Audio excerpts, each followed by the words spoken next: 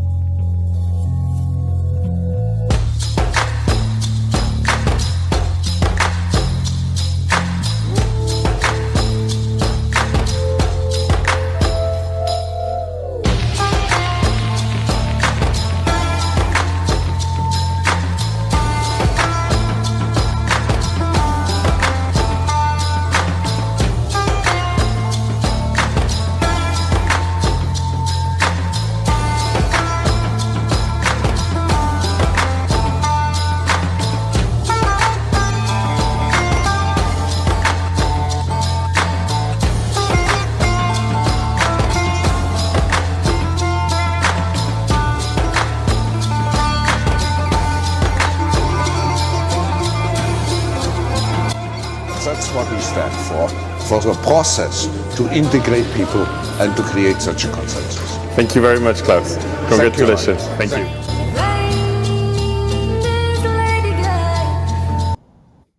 It's not doing anything, and we got to stop with this COVID theater. So if you want to wear it, fine, but this is ridiculous. Now it's a critical time because we know that we not only fight for Ukraine, we fight for this new world order for the democratic countries. Arrests have been made. A 71-year-old man is accused of inappropriately touching a 12-year-old girl at the Walmart in Westminster.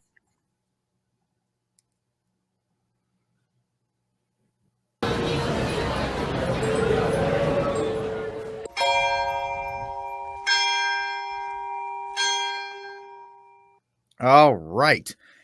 Good afternoon, good evening to you all. I hope you're having a good day. Welcome to News from the Pew. We take news from the world and we look at it through a Catholic perspective, try to offer some solutions and some commentary. I am your humble host, Rick Barrett, the Armed Catholic, and I'm joined by three of the finest Catholic minds I could find outside of a Home Depot on such short notice.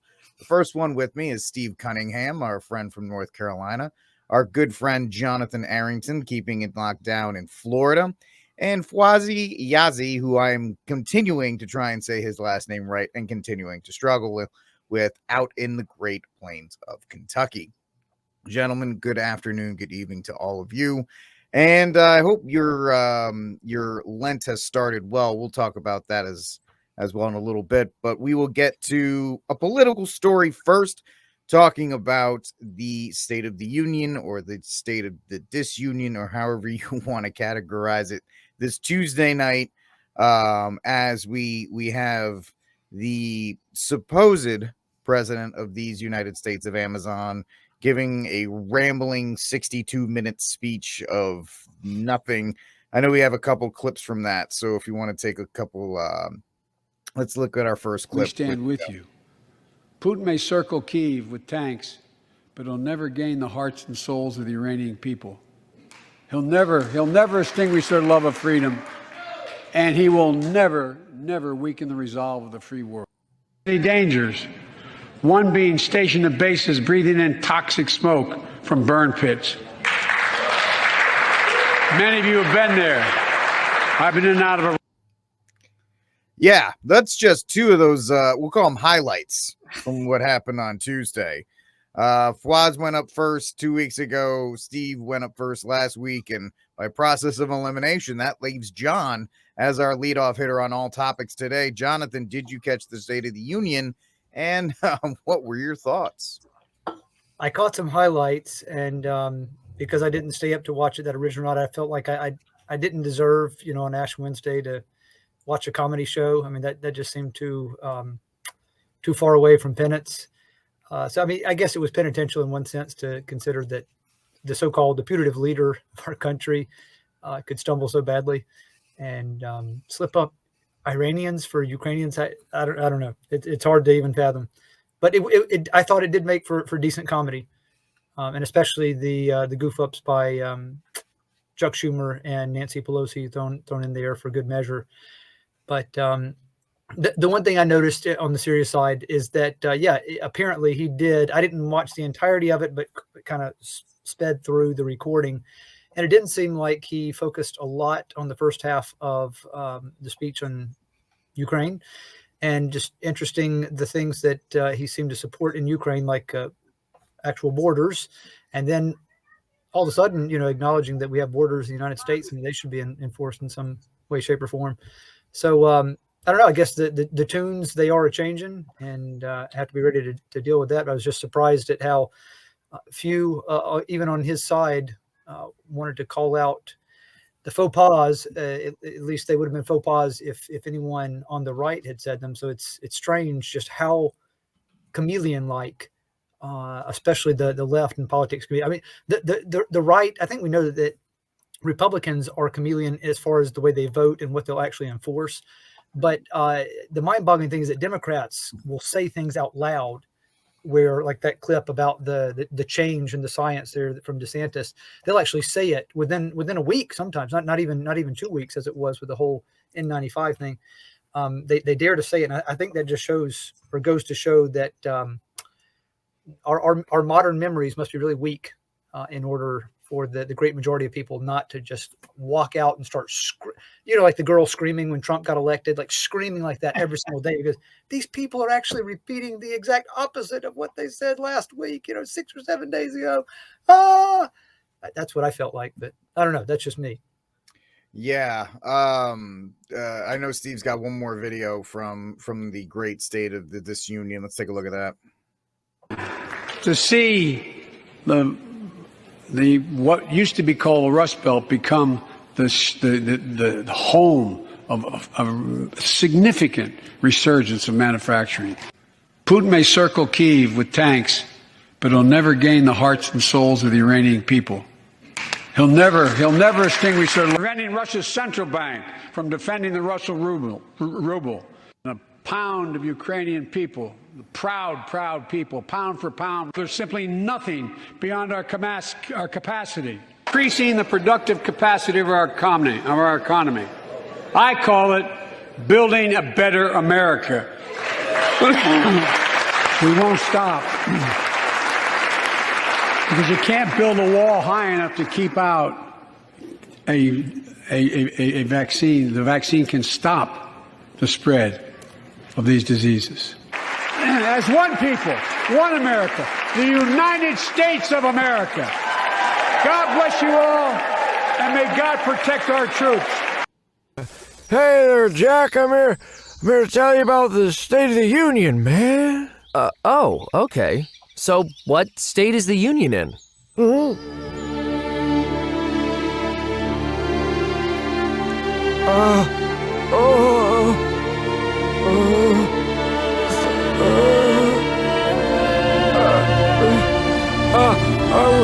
We're gonna be bringing back American manufacturing. That's what you plan on doing. That's not the state the Union is in. But Pat's gonna pay you $130 to work in the fields of dreams. We're gonna build our microchips here. But what state is the Union in now? I'm gonna give universal child care. Free babies for everyone to care about. Joe, what state is the Union in? We're gonna lower inflation without cutting wages. I need you to tell me. We're gonna get the police what they need, man. We're gonna make sure those cops always get the stuff they need to get the job done. Gonna steal the burger. Gonna build a wall. That was Trump's idea. The wall just got 10 feet taller. What is the state of the Union right now? I'm gonna cure cancer, man. Oh, we're screwed.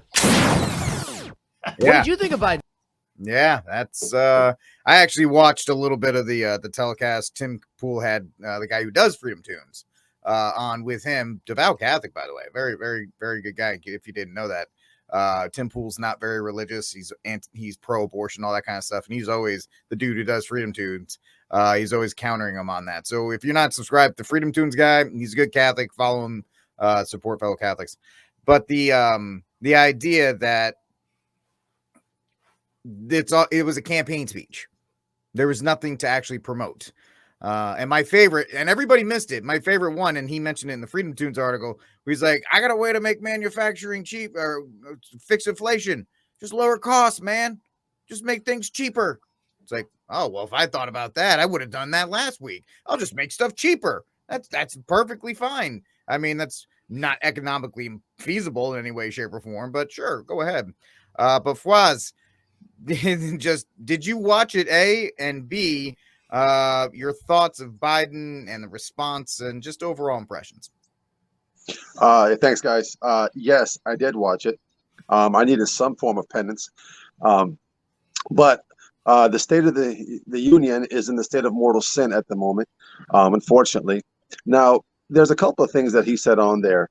Like you said, it was a campaign speech. My biggest problem with Joe Biden's State of the Union address is its inconsistencies, its hypocrisy, and the fact that he's really pulling back the base that he lost, which is the middle, because it was a campaign speech that he would have given if he wanted the support of the middle.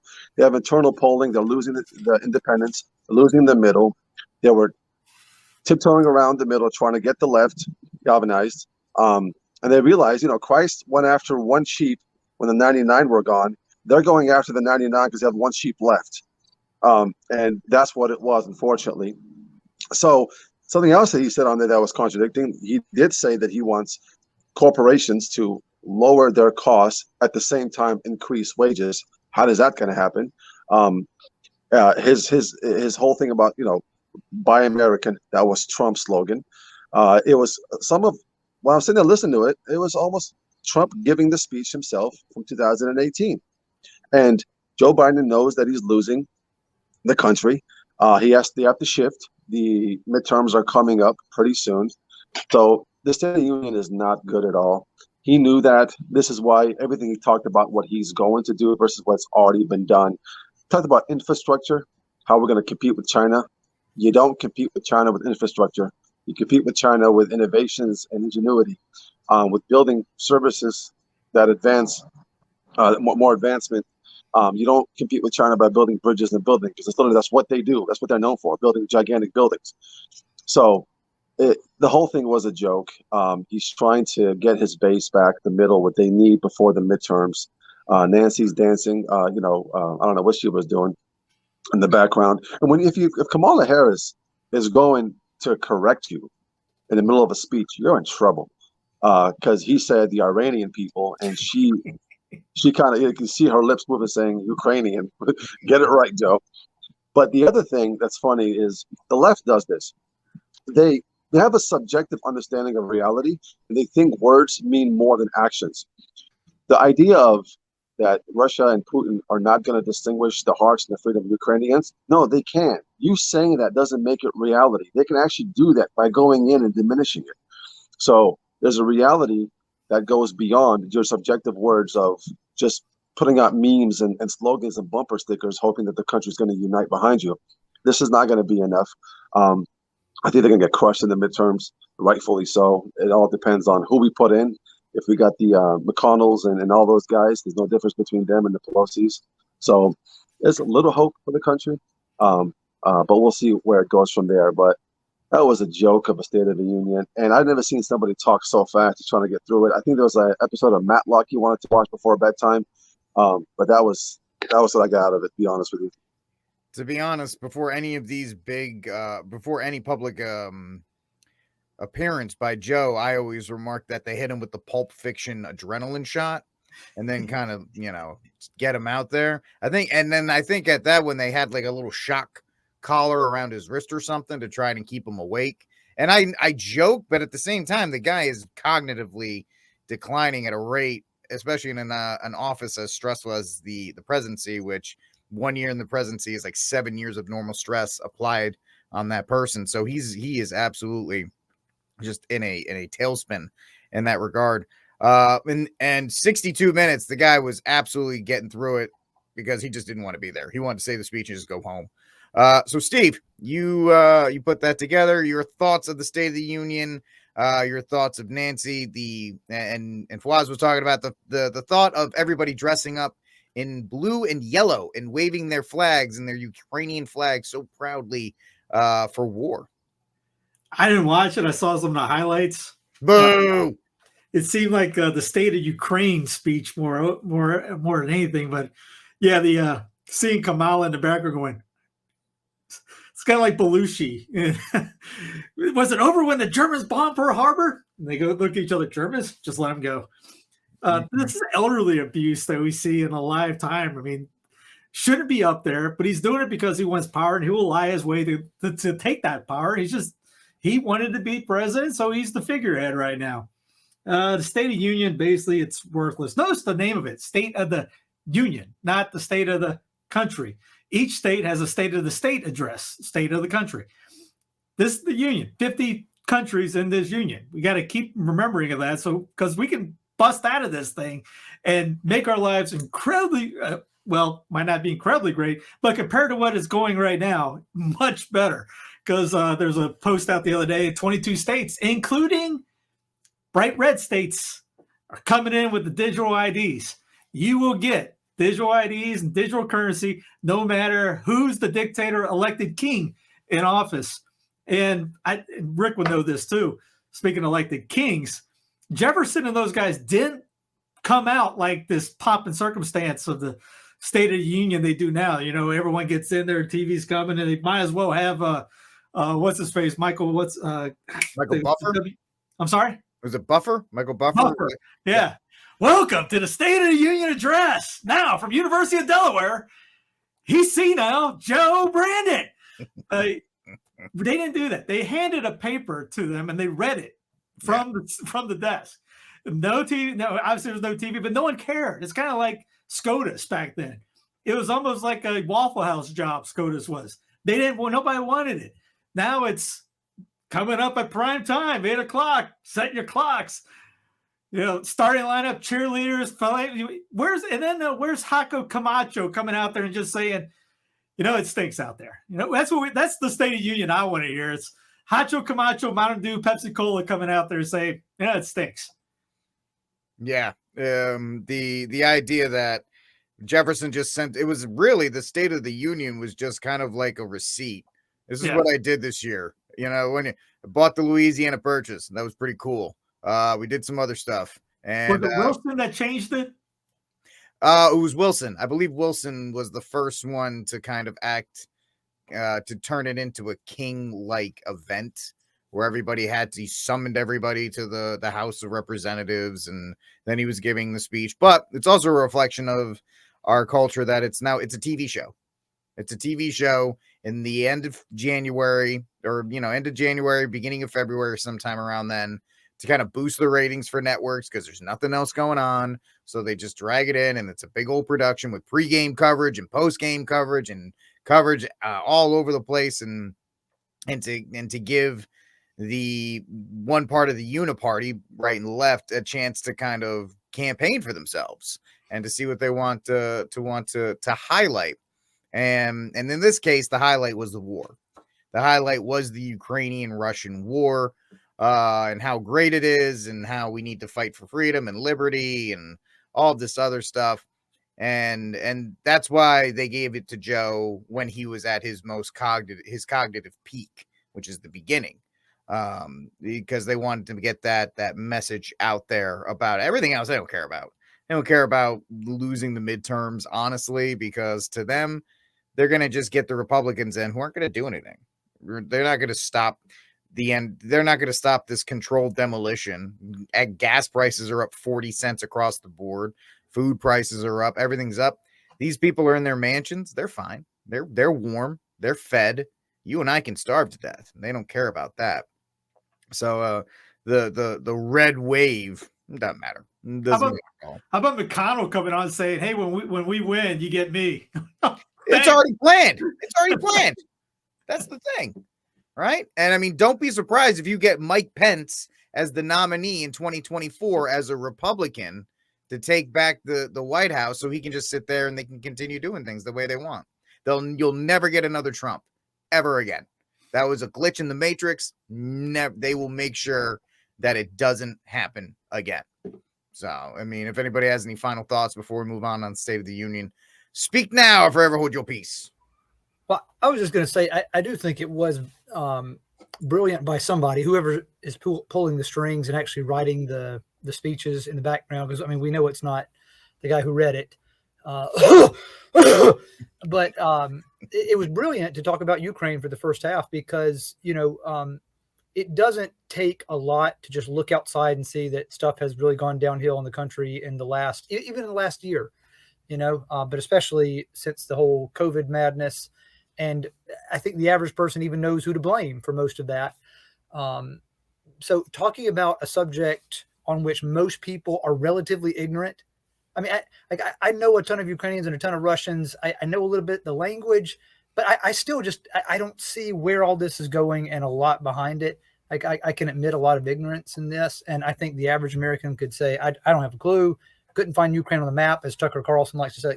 Find me, even 1/10 of 1% of Americans who can find Ukraine on a map when it's not already listed. Maybe if it is already listed on there with blue and yellow on it, they probably still couldn't find it.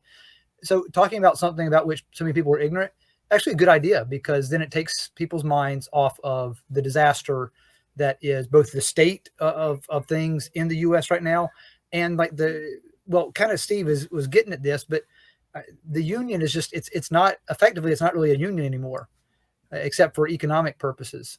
So it's really bad. And so why not talk about something that takes everyone's mind off that? That's the way to do good entertainment. So, I mean, as far as primetime television, like Rick's saying, probably a good call there to talk about Ukraine for so much. Just well, John, think about the fact that, when the Corona doom happened, all the media, entertainment, news, all went with the same narrative. Very seamless now that everybody's got Ukrainian flags. You got hashtag, fight for Ukraine, all this. And it went from COVID now to Ukraine like that. So now they're kind of pulling your head left and right. And I just found this was Biden's energy secretary this morning. when people are screaming about gas prices and energy prices. But This is what she had to say. Bottom line is that this president and this administration are looking at every single tool to shield American families from the impact of rising energy prices. And we're working through an energy transition. And we've got to start by adding energy. And the reality is we have to take some time to get off of oil and gas. We recognize this. This is a transition. Yeah, she doesn't have to worry about this transition. How do you add energy and cut off the Keystone Pipeline? Don't drill for natural gas. We got 100 years worth of oil in East Texas alone. They pay them not to operate those drills so they can import Russian oil, so they can do all this other stuff and have the magic fantasy of unicorn farts and windmills is going to power us for the next 100 years. They are out in the open saying, yeah, gas is going to be $7 a gallon in the summer. Tough nonsense. Food is going to be more expensive. I hope you enjoy, eating the bugs and living in the pod. All of this stuff, they're telegraphing it because there's no fear for them, because they have control of all the institutions. They have control of the media. They have control of your political offices, and your red wave outside of like a DeSantis or like a Thomas Massey or a Rand Paul. They're all lockstep in line. They're going to be more Dan Crenshaw or Greg Abbott than Ron DeSantis or anybody else. So it's pretty blatant how honest they're being right now. I remember Brandon during the debates when he talked about shutting down oil, and Trump goes, wait, you just lost Texas, you just lost Pennsylvania, whatever he said. And the next day I'm at the gym and I'm listening to one of the WEF podcasts. Why? Because I like torturing myself. And it was it the introduction to the reset? Yeah, I think it was the introduction one. It was about an hour and a half long. And they had the BP CEO say the exact same words that Biden said at the debate. I almost dropped right there. I threw my hands up going, they're in on it, which if you look at the Corbett Report's videos on how big oil conquered the world, I think it's part 3. It gets into how the oil companies are leading the green movement. They're basically telling everybody, hey, that we're the enemy, or people are saying, hey, what's going to happen is we're going to tell everyone you're the enemy, and we're going to give you a boatload of money behind her. So just be happy while we throw you under the bus. Now they're just throwing it under the bus and just out open. BP saying, hey, we're going to be 0% carbon emissions by 2050. We're going to do that. We're going to do this. We're going to do this. All the car industries, everyone like that. What did Germany do? The whole Nord Stream 2 pipeline that we were talking about last week, that was one of the focus of USA being upset about this whole situation because we're not getting any money from the Nord Stream thing. Germany voluntarily shut it down. That's also basically pulled nuclear power plants too. They basically pulled a Blazing Saddles when he's already in the Klansman. So he goes, hold on, move it, or he gets it. They pulled the gun to their own head and then pulled the trigger and then got rid of their own pipeline going, well, we're out of oil, so I don't know what we're going to do now. Well, Russia's basically going, well, we'll just sell it to India or China.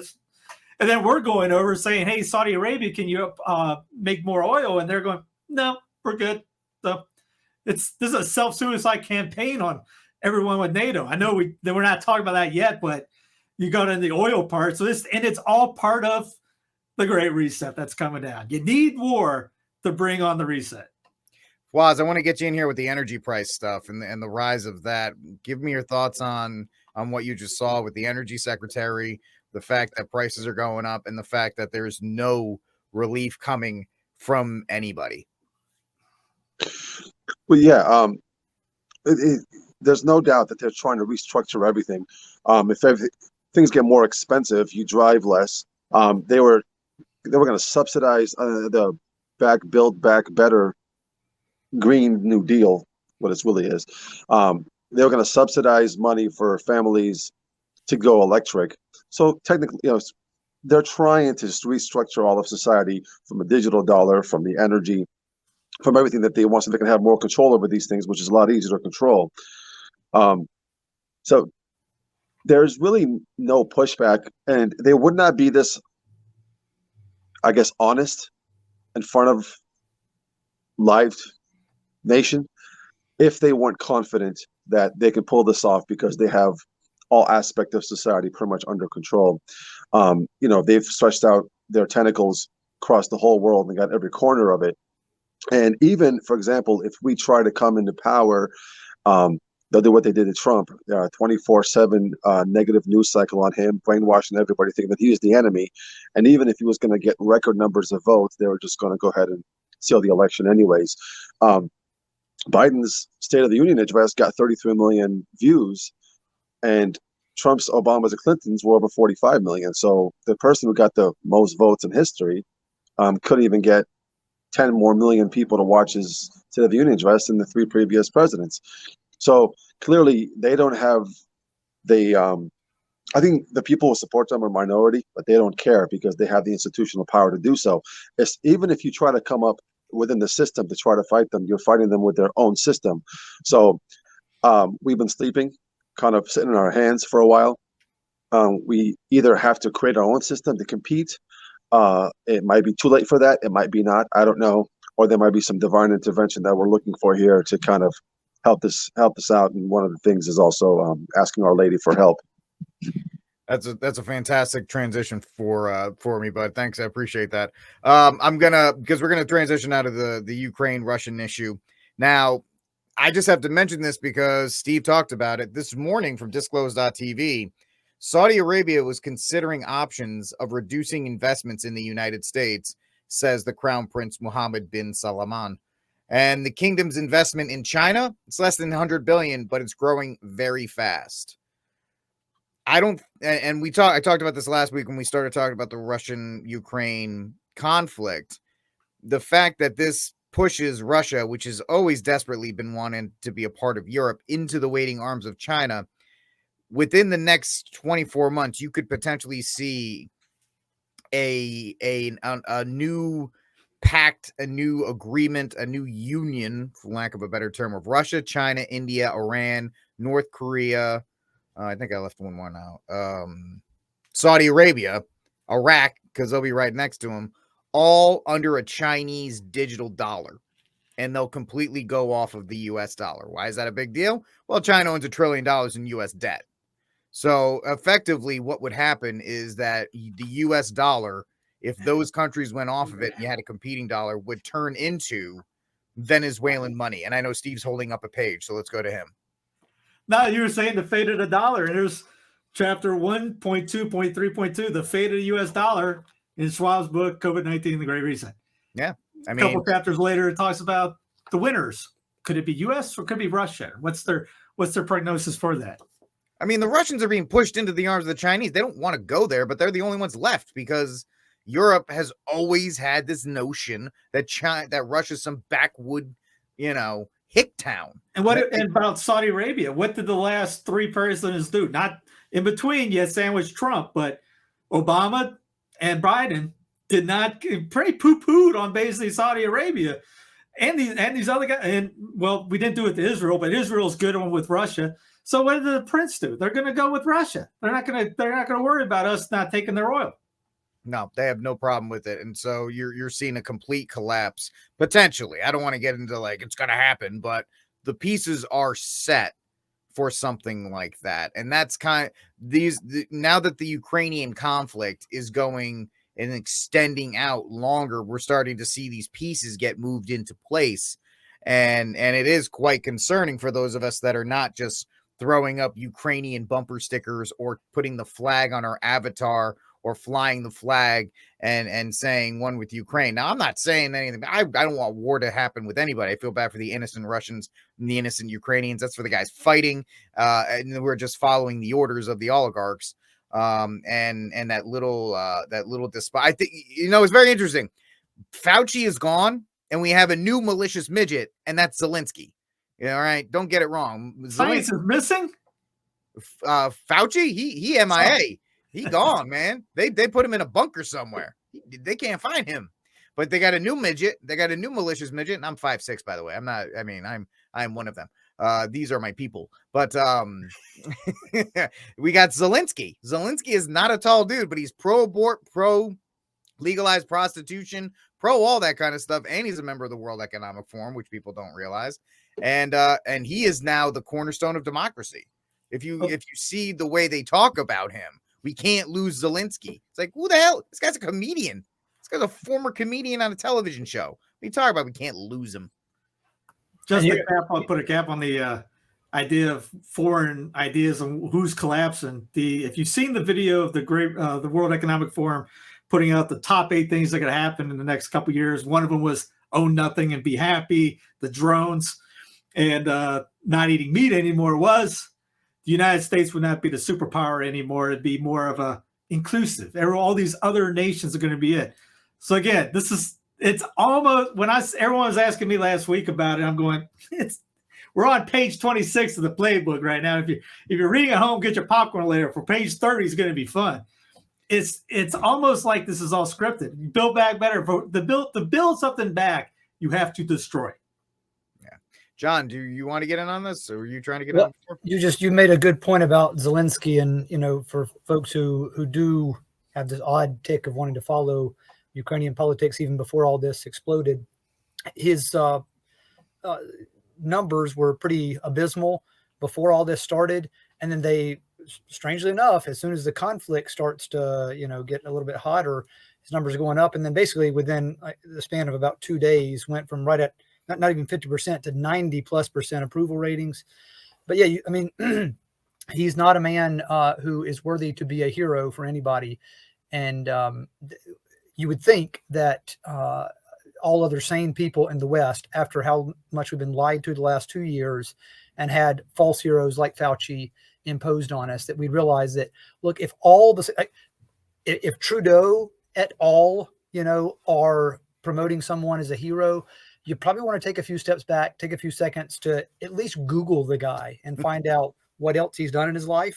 You mentioned World Economic Forum, but also his other views on morality, which do not coincide with those of his fellow Ukrainians at all. He is charismatic, comedian, and has done well in a few things, but not the sort of man you want as a hero.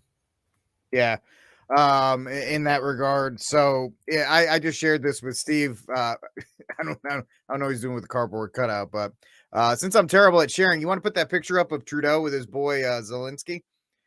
And first of all, when y'all think I'm making fun of Zelensky for being a tiny man, this will absolutely, I will be exonerated once it's put up, because it's actually quite ridiculous once we see that. But yeah, the Zelensky was put in there. There's your boy Zelensky with his boy Trudeau hanging out together. Yeah, like Jonathan said, any man that is being promoted by Justin Trudeau, you might want to be careful with in that regard. But we have something that came out that was pretty interesting earlier this week. The Episcopal of Ukraine sent a letter to the Holy Father, in part, quote, "In these hours of immeasurable pain and terrible trial for our people, we, the bishops of the Conference of the Episcopate of Ukraine, become spokesmen for the relentless and heartfelt plea, supported by our priests and consecrated persons, which comes to us from the entire Christian people, so that your holiness will dedicate our motherland and Russia to the most holy, immaculate heart of Mary," which it's kind of, we were joking around before. It's the bishops of Ukraine are like, all right, enough of the joking around. I know we've all been kind of kidding about consecrating Russia to the Immaculate Heart of Mary, but can we actually do this now? Can we stop with the messing around and actually take this the next step? And I think it's vitally important that it happens. I think all Catholics should want Russia to be consecrated and turn Catholic and come back to the faith. But since Jonathan's up first, what do you make of this this letter to the Holy Father from the Ukrainians who are actually in the midst of this? Because the Holy Father went to the Russian embassy in Rome and all this other stuff, but this is something you could actually do that, according to Our Lady, if taken place correctly, would bring immediate peace. Well, I have so many thoughts that I want to be prudent and try to share only the most, what I think are maybe the most important. I hope and pray that the Eastern Catholic or Byzantine Catholic bishops in Ukraine will get on board with it as well, because so far as I could understand, it was primarily the Roman Catholic bishops there in Ukraine, which are a fair number because they're historical connections with Hungary and Poland. So they got a lot of Roman Catholics as well. So hopefully the entire episcopate of Ukraine is really behind that, and pushes for it, because as even a few more Fatima enthusiasts the last maybe decade or so have noticed, like, the proof is in the pudding. You know, we would see peace right now, which we have not seen, and we have not seen conversion if the consecrations had actually been done as they were supposed to have been done. And I mean, Saint JP2's spokesman at the time said, you know, omitted the name Russia because of, you know, political interest, effectively, you know, geopolitical interest, which seemed odd at the time, considering John Paul II's push to help eradicate the world of communism. But you know, everyone has their weak moments. So yeah, I pray that it goes through. And I wish that maybe they would have mentioned one thing that to me has struck me from the beginning. You've got the two leaders of these countries, Vladimir Putin and Volodymyr Zelensky. They have the same name. Their name it both comes from Saint Vladimir. I mean, that's what we normally say it in English. And I mean, he's the one that led Kievan Rus to Christianity, really effectively. I mean, it's kind of his grandma, Saint Olga, helps to get everything started, but he's the one that effectively brings Christianity into the area. So we got to just pray hard to Saint Vladimir, who had a really up and down life. I mean, if anybody can become a saint, you know, after Saint Vladimir, you know, we all have hope after him. Read his life story, and you'll see what I mean. But yeah, we got to just beg the saints, Saint Olga, Saint Vladimir, and then yes, have the consecrations, and maybe we've got some manner of way out of this that does not include all the ominous signs that we see around us right now. Floss, get on in here. What do you think? I know a lot of folks, Jonathan, thank you. That's great. I know a lot of folks are saying that technically the consecration was accepted in heaven. You know, Sister Lucia saying that after John Paul II in 1985, after he consecrated the world, when you knew with the bishops, versus Pius XII consecrated Russia without the union of the bishops. So nobody seems to be able to get this right. I mean, it's not very hard to do it. Just do what you're told. Be the black, right? So I know a lot of folks think that I'll give you something to think about really quickly, just more in a practical sense. After what was it, the consecration to the Sacred Heart, that our Lord asked, about 100 years after that, we had the French Revolution to the day. And Our Lady, if I'm mistaken, asked Sister Lucia the consecration to Russia to the Immaculate Heart of Mary was 1929. And this is why sometimes some of those historians will take a look at it and say this message was divided, so therefore Sister Lucia kind of made this up, as Father Donnis did back in the days. And Cardinal Ratzinger mentioned this in his address in 2002, I believe, that in 1929, 100 years later, we're talking about 2029, around the same time that they want to finish their agenda with the Great Reset. So all this is leading up to it. So if the consecration was done and it was accepted, this might not be the case. But our Lady did say, we have hope in this. But what the bishops in Ukraine are saying, the Eastern bishops, and it shows the desperation of man at the time like this, who wants to plead to heaven for help. And your heart goes out to every single person who wants that, who wants to live a life in the natural and order and the divine law as well. It shows their desperation that they're looking for help from heaven. But let's not forget, Our Lady said, "My heart will eventually triumph. Eventually, either by just by divine intervention, or the future Pope will end up doing it after we've gone through some serious suffering. At this point, let's just go through the suffering, because that's what we're called to do. Allow to make us greater saints than ever. To be as holy as we possibly can be, because that's the whole point. The end of all this is heaven. I hope for peace for my kids and for all of your kids and our future kids. But we need to teach them to suffer well as well. But yeah, that's all I got to say about that. Yeah. It's people with the Fatima message, people tend to get very and we are here too. You can hear it in the way I'm trying to talk about it. We all get very delicate with the way we try to. Well, yes, I do agree. It's and Steve, it's like, hey, do the dang thing, consecrate it. Our Lady ordered us to do it, so let's get it done. There's a guy arguing with me on Facebook. He won't stop. I just stopped. I don't know why I got engaged. I told him, so man, after the consecration, Sungenis, who now apparently is on the other, thinks it's consecrated, did a video where he lists every war that happened after the consecration. Literally every year, it's been a war since that day. And then Our Lady apparently said peace. So she got some explaining to do if it was done right first, and then second, if we did it right, then why did JP2 go out and do Assisi for the exact same reasons the following years for peace? And it's like, well, he's trying to do something because they won't let him do the other one, I guess. So yeah, it's almost one of those, hey guys, open your eyes. How's this peace doing for you? If this is peace, I don't want to see war. You got threats of nuclear war. There was a guy, what's his name? I got it up here. Gilbert Doctorow, spelled doctor with an OW at the end. He's international relations, Russian affairs, been there forever. He's got some great stuff on the relation between Ukraine and Russia. You go to his Substack. No, it's gilbertdoctoral.com. And it talks about how NATO is basically the U.S. has its knee to the neck of Europe in the form of NATO. So he actually mentions that if this lasts another couple of weeks, he wouldn't be shocked if he sees submarines sitting off the coast of Jersey, because remember back in 2018, Putin showed out his new arsenal of toys, massive bombs, these hypersonic jets, submarines as well that you couldn't detect. And he goes, watch one of those things pop off New Jersey and see what happens in a couple of weeks if U.S. keeps acting the way they do. And you look at it, see what Europe did after the U.S. is they obeyed everything that we were doing. Everyone just turned on Russia, all in lockstep, as you mentioned before, without any question whatsoever about what are we. You see the Catholics on Twitter and social media.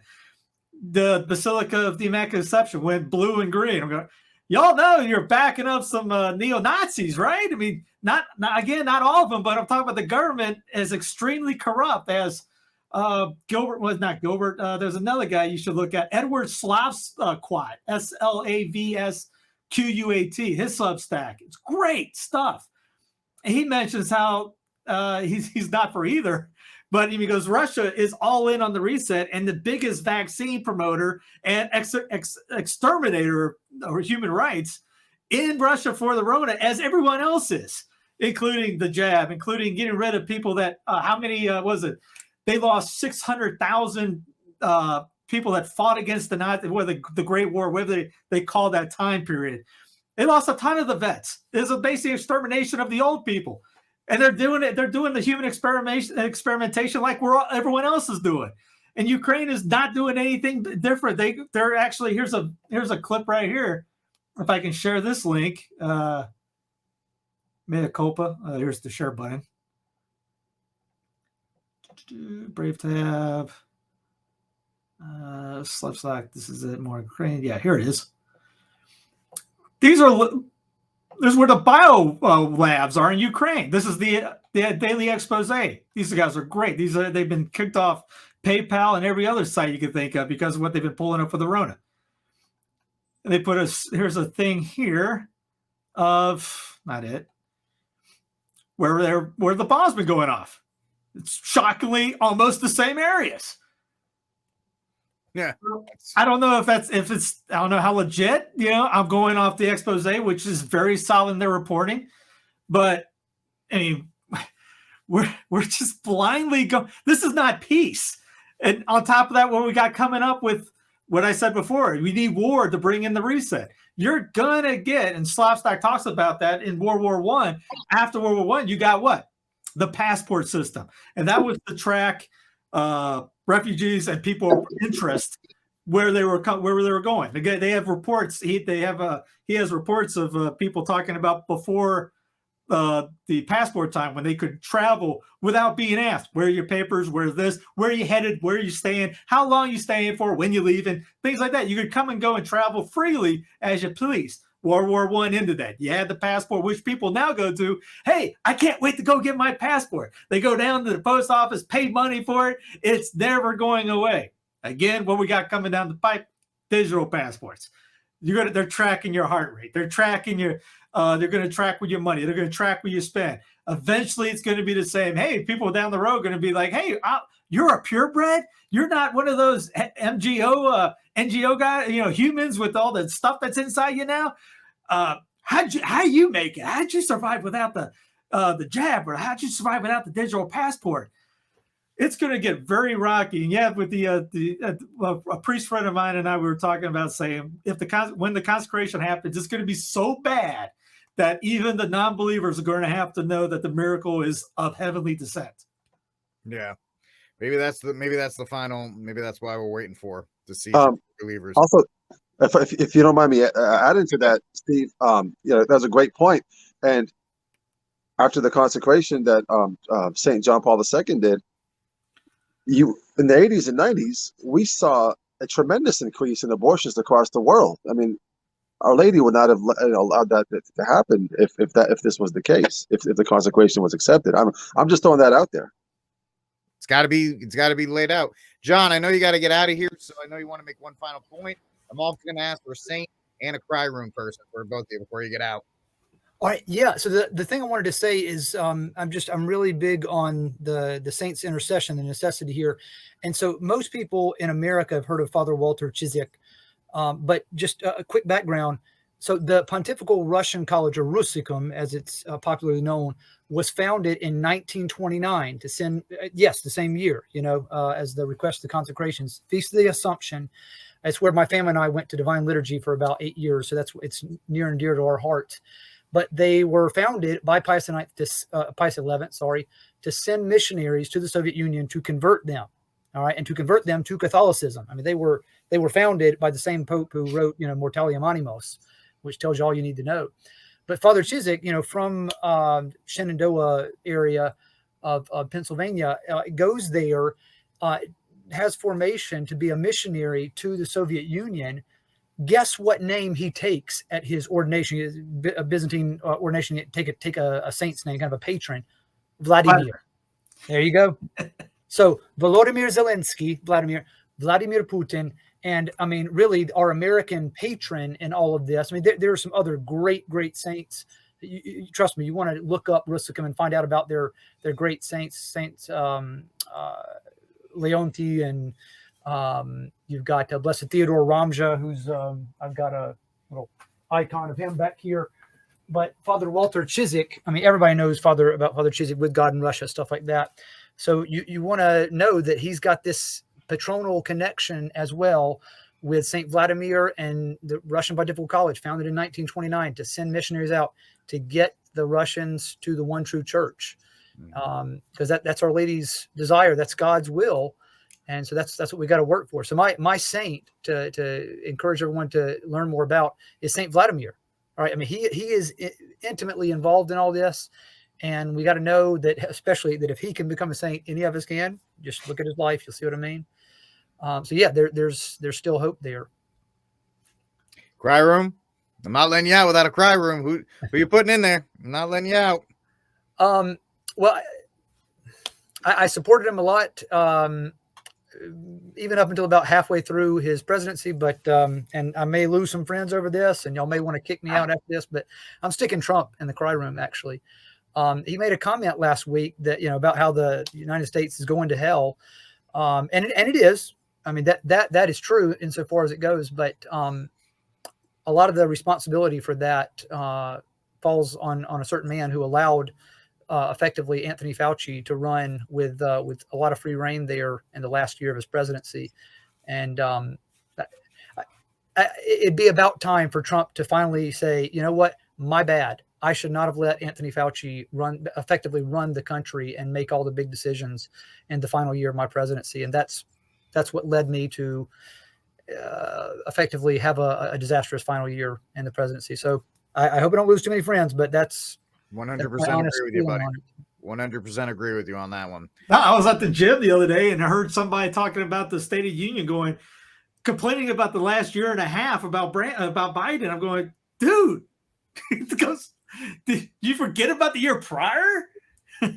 Yeah, he definitely bears a lot of responsibility for it, but his MAGA people will never allow that to take place. So let's get some final thoughts from you, Fwaz. Final thoughts, and then you can give me your saint of the week and your person you'll stick in the cry room. My final thoughts. I wanted to actually just talk about my virtue of the week. I wanted to talk about, which is the virtue of continence, which by definition is the virtue in the will by which one remains steadfast despite all the noises in the appetite. And I think this is a very important virtue when we're dealing with here when it comes to Lent. You're going to get attacks and temptations. Stay steadfast. Keep your eye on the King and keep your eye on the end, which is heaven. And this is, I mean, talk about a Lent where we really need to step up. It's going to be this Lent. And all the stuff that's going on in the world, and we can make redemptive suffering and sacrifices that are going to be efficacious to call out to heaven as well. So, continence is the virtue of the week. So keep it up, guys. My cry room person of the week is going to be, I don't know her name, but she was the one who was with Trudeau. I think she's the MP who was talking about this, the convoy, freedom convoy, who had swastikas, their flag, but then she went just, I think, a couple of days ago out and protested for Ukraine, and the people in the crowd had swastikas flags as well. So, and then she ended up deleting it, and so that's my cry room person. I don't know her name. I forgot her name. Was it Freeland or was it someone else? I think she's the finance person. I just saw this today, and how she deleted her tweet completely because she was the one who was crying about the swastikas, and then she's marching with people who have swastikas. So that's my cry room person. All right, your saint. My saint is going to be Father Jason. I think Corona is his name, who's actually in Ukraine right now, because what happened was the people who were taking care of the orphans got so scared they just got up and left these poor orphans from 3 years old to 16-year-old just sit there on their own.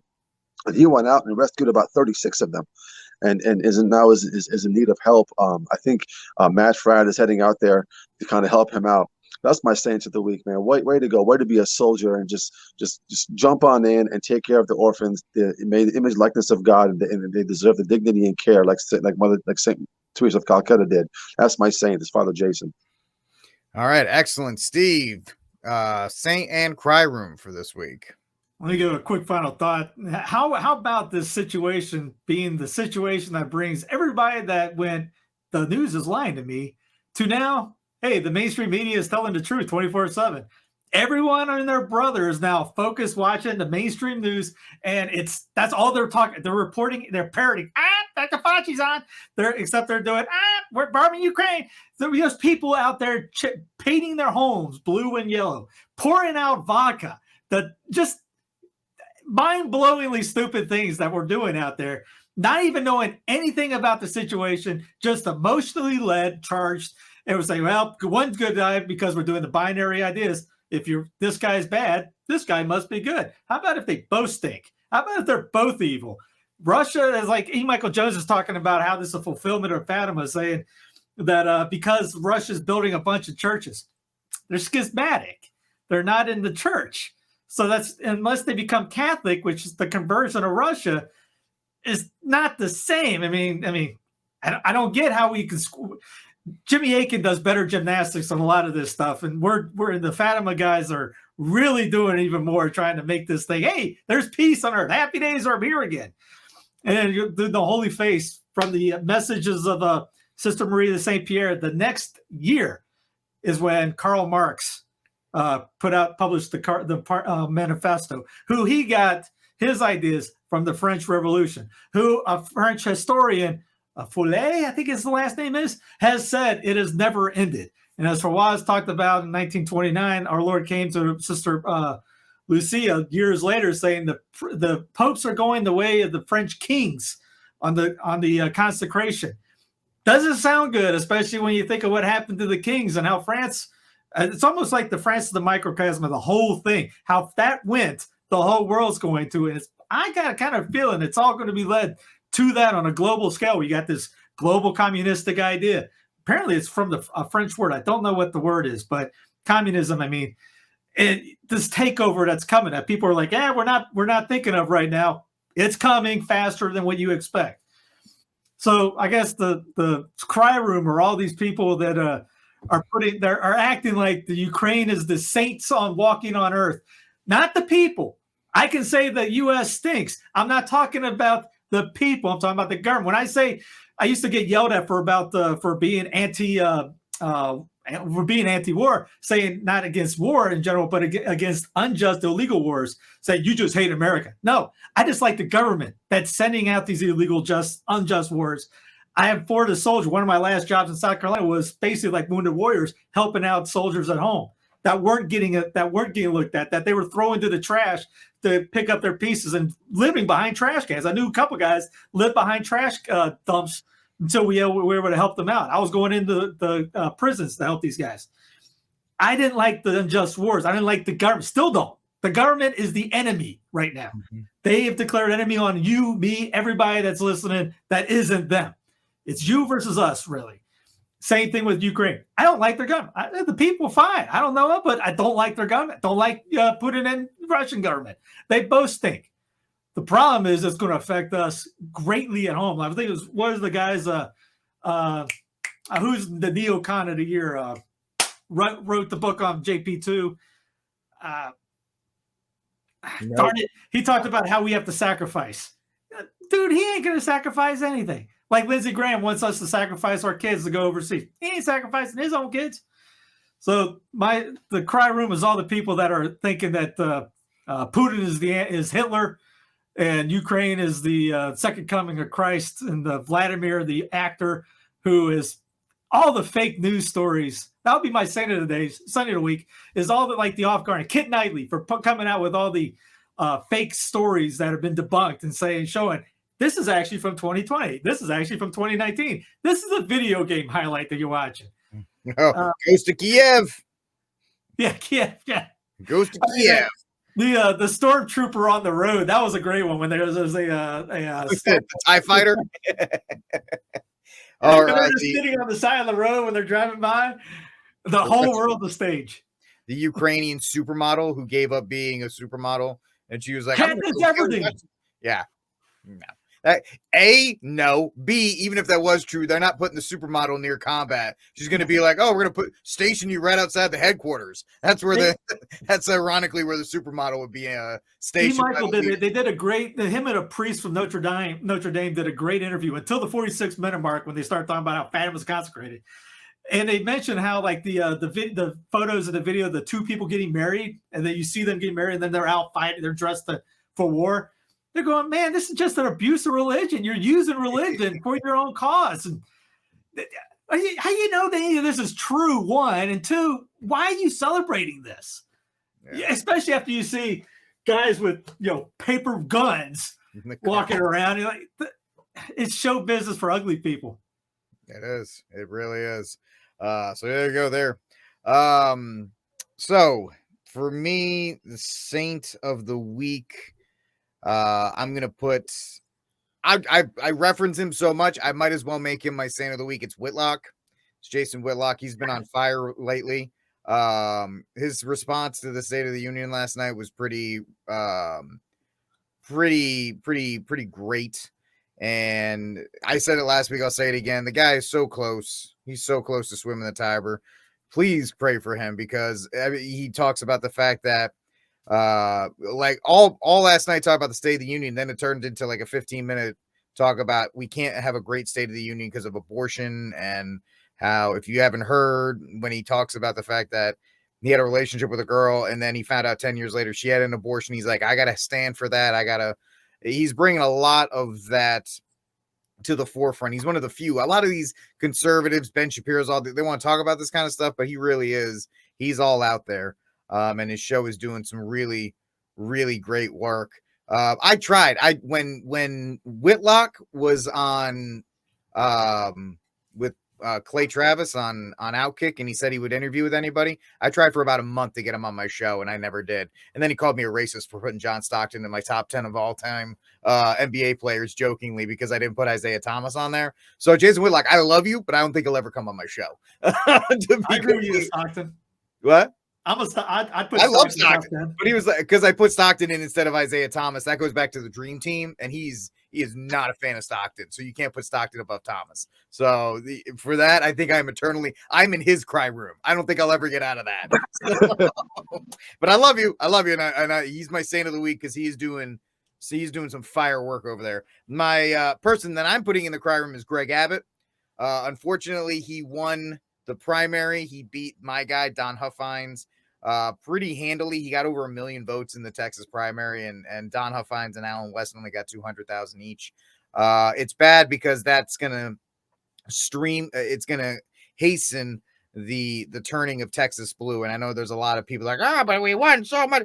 No, Abbott is not your friend. Abbott is an establishment guy. He's going to put his hat in the ring for the 2024 nomination because he thinks he's going to do that. And he's going to continue to bring in companies from California and import their ideas so he can bump up his job numbers while continuing to take the state of Texas down a course that no true Texan wants. So for me, my saint is Jason Whitlock, and my cry room is Greg Abbott for that regard. So it looks like we're coming out of time. We hope you had a good Ash Wednesday. It's always weird when I try to talk to people. I don't know. We'll leave on this point. It's weird during Lent to be like, hey man, I hope you're having a good Lent, because Lent is supposed to be a time of penance. So it's like, hey man, I hope you're really getting it with your penance and all this other kind of stuff. So I don't know. How do you guys end on that? How do you end? Do you say like happy Lent or blessed Lent or have a sucky Lent? Have a miserable Lent. Oh yeah.